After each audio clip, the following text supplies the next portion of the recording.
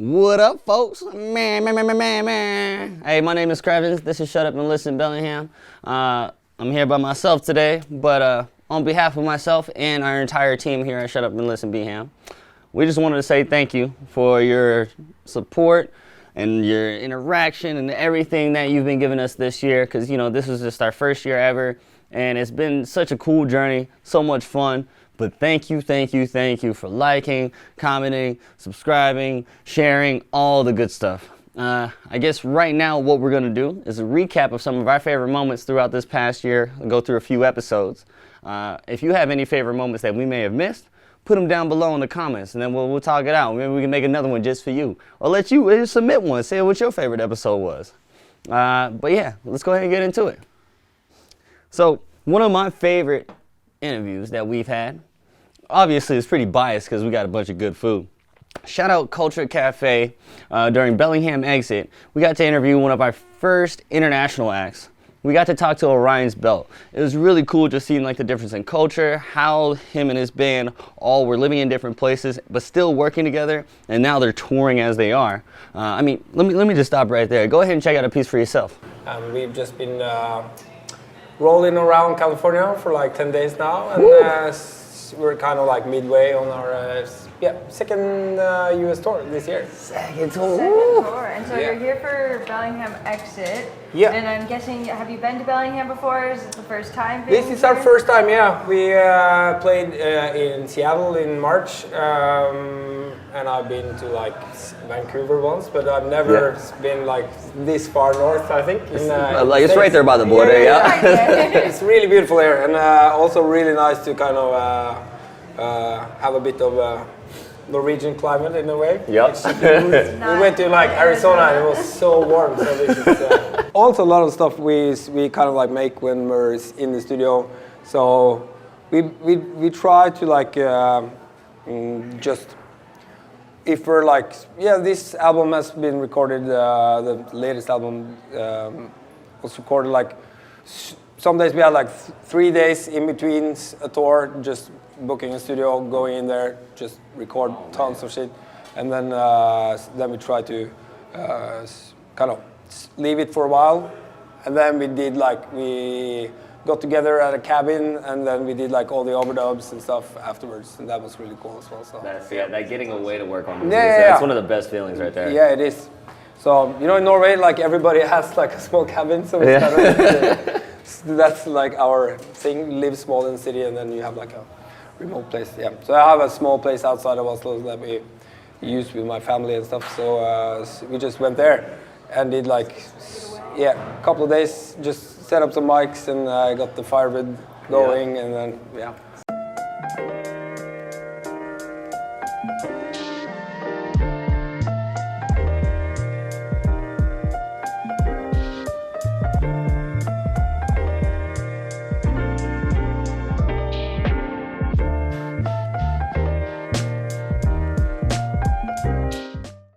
Bro, it was so good. That was a beautiful day right there. That's what you just call fun, love, and community right there. Bellingham Exit, shout out to you guys as well. That was a great time. Moving on to another favorite moment that we've had over the past year with this podcast. We always ask people kind of similar questions. However, this person, they answered in such a way where they took us on a walkthrough of emotions, just the understanding to fight for anything that they write and making it meaningful, staying true to oneself. I mean, it inspired me tenfold because I'm an artist myself.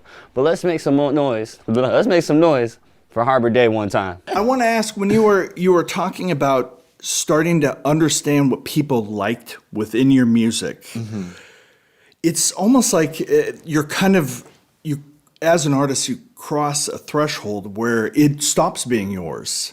Yeah. Where even in your creative process, you have that little piece in your head that knows if you are writing something that, this is actually totally something cool is gonna happen off of that.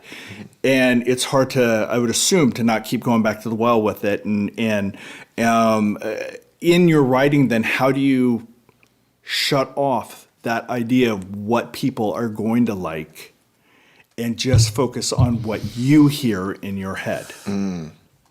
Or do you? I mean, is that just kind of a cognizant thing for you, where you're like, it's in the air while you're writing? Yeah.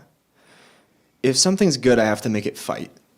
Okay. If I know that something's going to like bring people in some way, I've got to make sure it like says something with its chest, like you were saying earlier. Execution. And like that's what happened with Looks, which is like my top song now. Which thank you so much, because I had the chorus, and like I knew that it was like this really poppy, like very universal, like he looks like float. I was like, how could I reinterpret this in a way where it's always gonna mean something to me, and I'm always gonna want to like run with it. So I like took it from the perspective of like vistas and like all these parts of my childhood of like being able to look at all these wonderful views of nature as I've gone on road trips with my family, and how capitalism and various different like societal structures are ruining the opportunity for people to have that in the future. Sure. So that was my fight.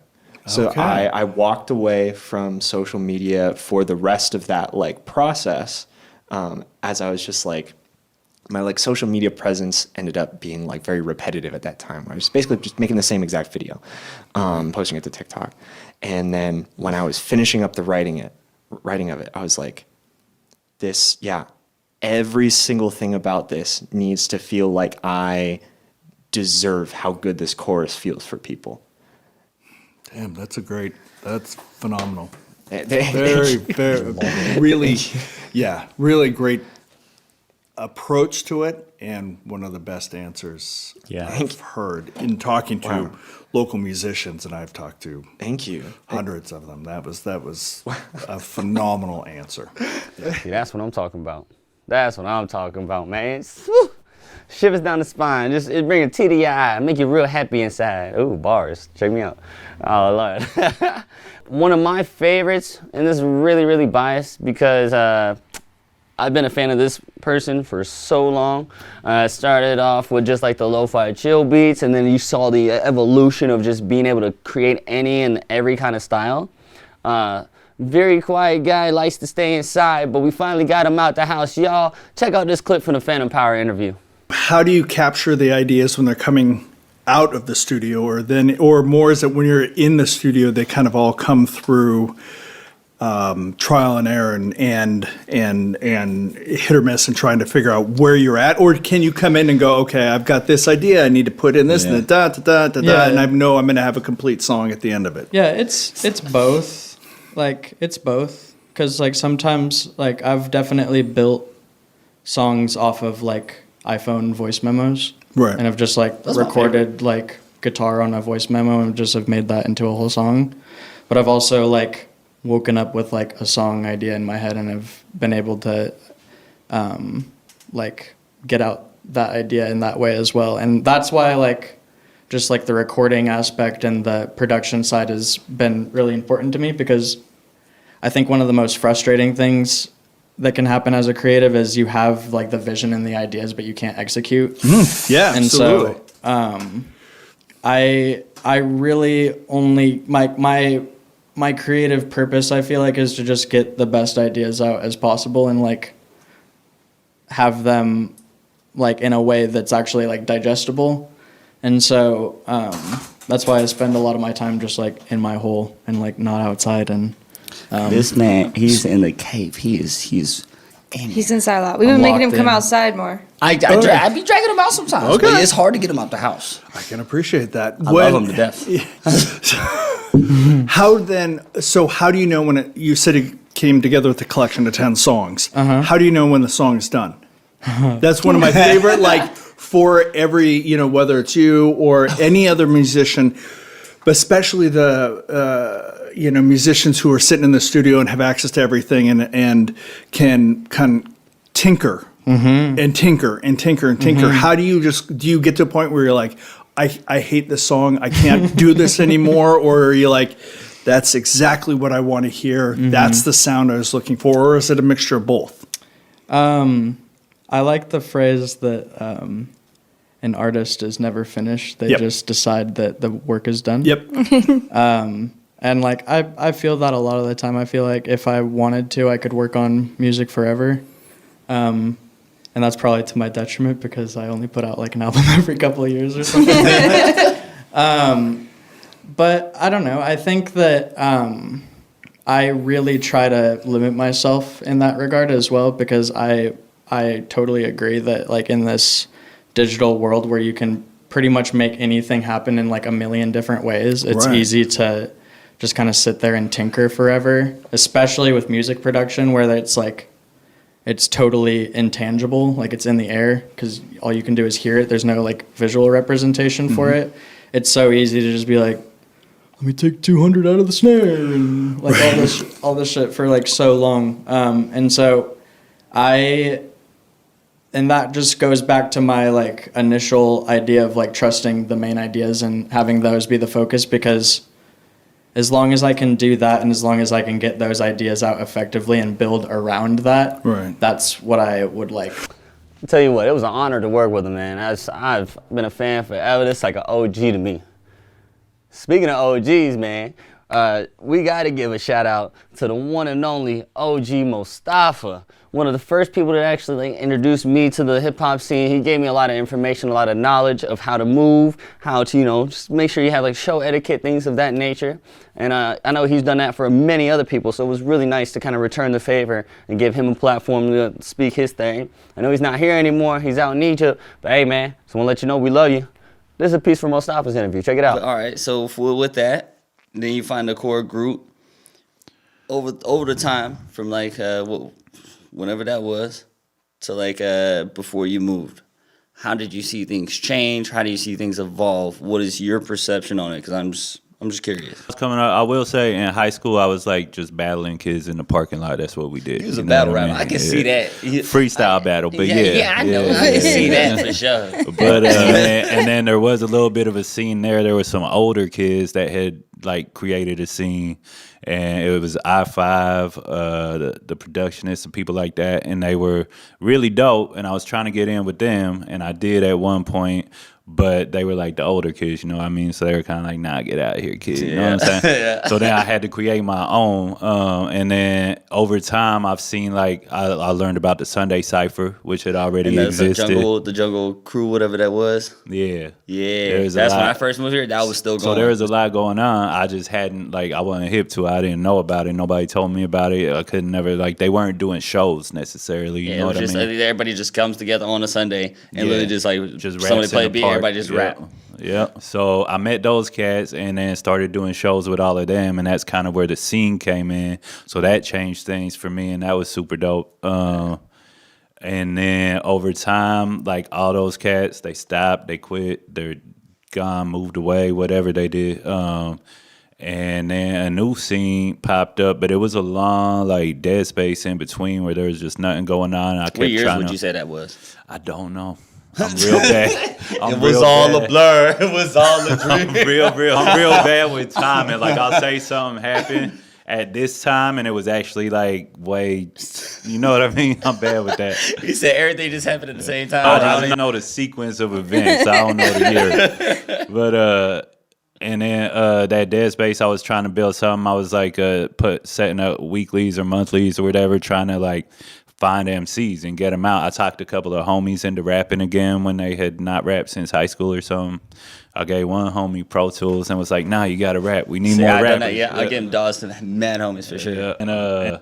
And then the new scene popped up, and that's super dope to see. It's a lot of dope cats, a lot of cool things going on, and it's a lot more like there's a lot more togetherness rather than competition, and rather than like cats throwing shade on cats for getting opportunities. It's everybody like lifting each other up, which wasn't what it was like when I was coming up. Though, because people get so mad when one person gets like a good. It's like, nah, bro. But you know what? Nah, if I do that, yeah. It happens so much. Hey, don't forget, I got a couple more beats for you too.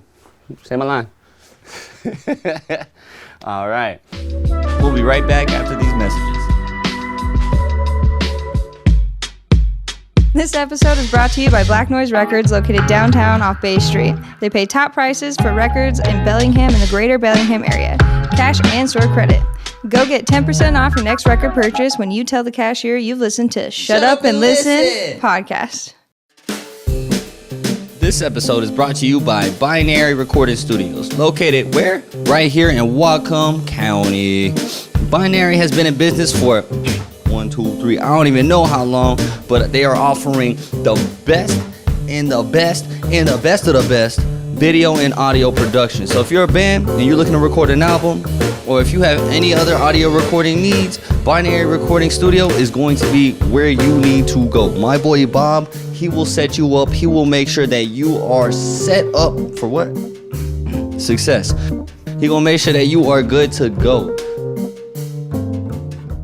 We'd like to give a special thanks to Lost Giant Cider Company, always providing us with our cider beverages and the best of the cider beverages. Visit Lost Giant's Tap Room in the heart of Bellingham at 1200 Meter Avenue in the Haskell Business Center. It's just down the street from Lakeway Fred Meyer. This episode is brought to you by Menace Brewing. Menace Brewing is a pet and family-friendly brewery located in the heart of the Fountain District. Menace is a family-owned and operated with 11 rotating taps and a wide array of alternative options. They are the local soccer football pub and offer many opportunities to get involved with the community. Menace has food trucks present daily, rotating events listed on their website, and print-on-demand merchandise delivered right to your door. I mean, how does it get better than that? Most times, you can stop by Menace to have a beer with one of the brewers or owners, as the brewery is their second home. And welcome back. One of the smoothest bands, because they made this album called Apogee. I used to listen to it every single day, still coming through my playlist right now. But during the interview, because unfortunately I couldn't make it that day, but I remember watching it. And that boy Joe, my boy Joe, did y'all see that? Did y'all see that purple super silky smooth moo boy? Hold on, check, peep game. I'm totally drawn to Joe's moo. So what's going on with the moo? Well, it's made out of silk, and it's purple. No, I was in Value Village, just kind of going through the girls section as I do, and I was like, you know what? I think I need this, and it had your it's name like, on it, oh, I think, yeah. right away, man. Speaking of silk, shout out to Silk Jammies who Yeah, warmed love everything that. up for us. Those guys are awesome. Yeah. Okay, what question do you have for Smooth Kiwi? What's the favorite song you guys have? My favorite is Familiar Faces. That's my personal favorite. Favorite song of? You guys, what have? Oh. I don't know. I like them all. Yeah. There's none like. He's being humble. Yeah, stop being humble. You've got the Pit Viper. Be humble when you don't have the Viper. I really like Sky So Blue. I feel like that was the one that we, with me and Brian coming into the band, I feel like that was the one we really all locked on and it just felt right, Really natural. collaborated Yeah. on, wrote it all together. What about you guys? Well, I'd say All for the Best. The cover is probably my favorite song. No, I'm kidding. No, Really big fan of anything that isn't original. yeah, pretty much. No, Song though, and it's by Miracle Legion, which you should check out if you've never heard Miracle Legion, because they're pretty unknown and it's one of our They are covers, pretty yeah. unknown, yeah. Great band. But no, I really like Sky So Blue a lot, and Get Out is really grown on me. Yeah, Get Out was written first by Tanner Yeah. and then brought it in and we made it into a whole thing and that's my favorite right now too. It's so fun to play and it's powerful and good dynamics. Yeah, it's a blast.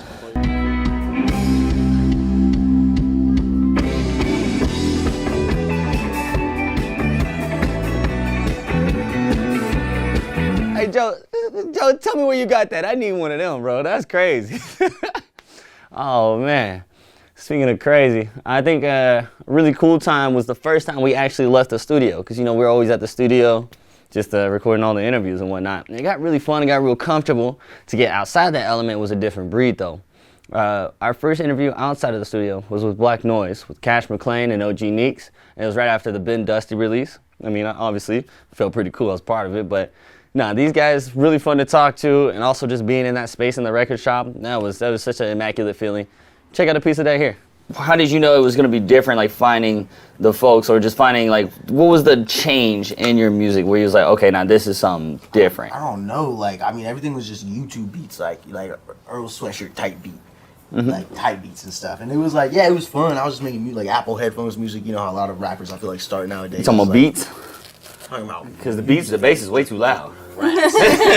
Just raps. Sorry, Apple. Like, just writing raps and like. No, how you recorded it too is even through an Apple airphone headphones. or whatever. That's what I meant. Like, Oh, okay, Apple okay, with the music, actual wire, that's which all I I use think now. is a lot of people do. Is like that's a way to start nowadays. Is like you got apps and stuff that are like there's an app BandLab is free, and I recommend if you don't know how to record music, you tap in on BandLab because you can just plug in and you can make music, and that at least gives you something to do. But to get back to the question, sorry I got distracted. No, that's exactly what we're talking about. But this one was different because like I never been in a studio setting with someone who's actually like putting in the effort to make beats to suit what I'm doing, and I couldn't have asked for a better person to be in the studio with.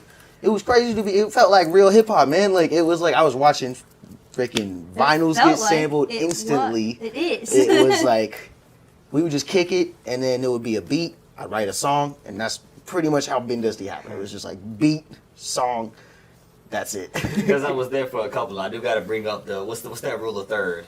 What's that rule of third? Go ahead, talk about the rule of third. Jake, bro. Third take Jake, that's what it is. Nico always hits it on the third beat, no matter what. Even if you liked the first one, he get mad enough that he's like, "Nah, we're done." I'm like, "Bro, I had a verse. I had a verse." Every time, bro. Say, nah, this ain't. It's not even that everybody else doesn't like it. It's just you get to a point, you're like, because I've seen it personally. Yeah. I think we've all seen that. Everybody's chilling. Everybody's like, okay, everybody's writing. Nah, this ain't it, Chief. Goes to the end, like, whoa. Everyone has half a song written, and you're like, nope, new one. To be fair, he had a vision because I think for the most part, most of the beats on the album are probably the third beat of that session, and the album's what it is, and it's fucking awesome. So, Hey, Cash. You already know what I'm finna say. Still dusty as hell, boy. Oh man. Speaking of first, dang. I guess let's kind of go on back since this is a recap. It's a review. I want to say thank you for everybody listening and tapping in, watching, liking, subscribing, sharing. If you're not, you need to do that. Or even visiting the website, shutupbham.com. So let's bring it back to a first. Speaking of first, when was your first? Don't tell me all that. That's too much. All right, no, but talking about first, very grateful for everything that happened this year. Want to bring it all the way back. You guys remember Pantsuit Guy?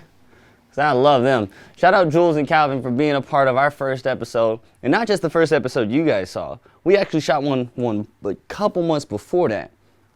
It was really good too. It felt good. It was getting us out the shell. You can see, if you watch it, you can tell you were kind of nervous, but you know, we did it again, and that's how we worked out the kinks, and we figured out, okay, a little more rhythm to it. But I think this would be a good time to like let y'all in and, you know, be human about it. Check out that first episode that we ever filmed. Do you have an approach when songwriting, or is it just kind of whatever comes off the top of your head in the moment? It really is whatever I'm thinking about in that moment. Yeah, I don't really have a process. I feel like a lot of people do, but just what comes from the heart. Just what you're feeling. Basically, you're going right from inspiration to going into a new song and going into the writing process. Do you come up with the songs yourself, or does then the whole band flush it out, or do you come in with parts already determined for everybody else? I think it's a little complicated because 98% of the time I'd say that I am the sole songwriter, but in terms of live interpretation, that's where Calvin comes in. But no, but Calvin's so talented that I do want him on future stuff. So we gotta schedule a time to get Calvin in the stew. Yeah, it's hard. Everyone's busy and everyone's got projects, but I was like, yeah, you guys are all in like separate bands on top of this band, so to schedule let's studio talk about time that. for that. Well, yeah, I mean, we kind of like jumped right into it, and there's a little bit of back with the band. You know, how did you all come together as a band? How long have you been playing? You know, kind of if you could flesh out some of those details, would be awesome. Right, yeah. So I met Calvin because my old roommate was in an English class with him. Medieval literature. Yeah. What, bro? That was like the last quarter I was at Western before I stopped going again. But yeah, I was in Shelby. Yes, shout out Shelby. Yeah, we were sitting next to each other. And yeah, it was medieval literature class. And yeah, I saw her at your hookup show. And they're like, oh, you're in that class. I'm like, yeah. But even before that, I saw you at the first Blue Room show ever with Roland. Oh, yeah, and yeah. I saw you, grand opening. and I was standing there next to Shelby, and that's the guy from my medieval literature class. he's really nice. And I was like, he's pretty good at bass too. Yeah. So when I was like concocting the lineup, I was like, that guy Calvin would be great. He's a nice guy. Let's get him in there. Very lucky. So how many bands are is like every member in with this? Yeah, we're digging now. Oh man. We're in there now. So I'm loosely in 3. I play in our other guitarist Ryland's solo project. So I play in that, and then I also play in Girls Know. Also with Ryland. Ryland and I are in 3 bands together. And then also Pantsuit Guy, yeah. So is it Pantsuit Guy just you two and Rylan, or? It's me, this guy Calvin, Ryland, and then our drummer Jules. Okay. So there's 2 Jules. Yeah. Oh, awesome. Not to be confused with one another. But Jules and I are going to start another group called Jules, where it's just the 2 of us and we face each other on stage. I will be at every show. That'd be dope. It's going to be like super experimental. And by experimental, I mean I'm going to be the one playing drums with 0 experience. You know, walked in with confidence, thought I knew what I was doing. I didn't know what I was doing. We had to figure that out. But hey, I'm glad we did. Ain't that right, Jim? Yes, sir. Yes, sir. He gave me a silent thumbs up. Hey, shout out Jim one time. But yeah, I guess this whole journey of this year is immense gratitude. I think that's the only thing I really have. And immense gratitude for everybody still like tapping in, liking, sharing, commenting. If we can just keep that going. And also you guys tell us who you want to see on here next. Because there's people I may not know about that I do want to learn about, and I might become their next biggest fan. You never know. Because I know one thing, actress, it's happening. I got a fan out one time. Yeah. But either way, hey, Bellingham, thank you for shutting up and listening. My name is CHRVNS. You can go ahead and check us out at shutupbham.com, where you can find any of our previous episodes, upcoming episodes, as well as any show reviews. Also, we have a show calendar for all of Bellingham, so if you're looking for any shows or what's going on in any weekend, just check out our website. We'll be a main hub for you, and we'll make sure that we just give you all the information you need. And if we don't have something on there, let us know. We can put it on. Teamwork, baby. Hey, y'all stay beautiful. Happy New Year's. Hello.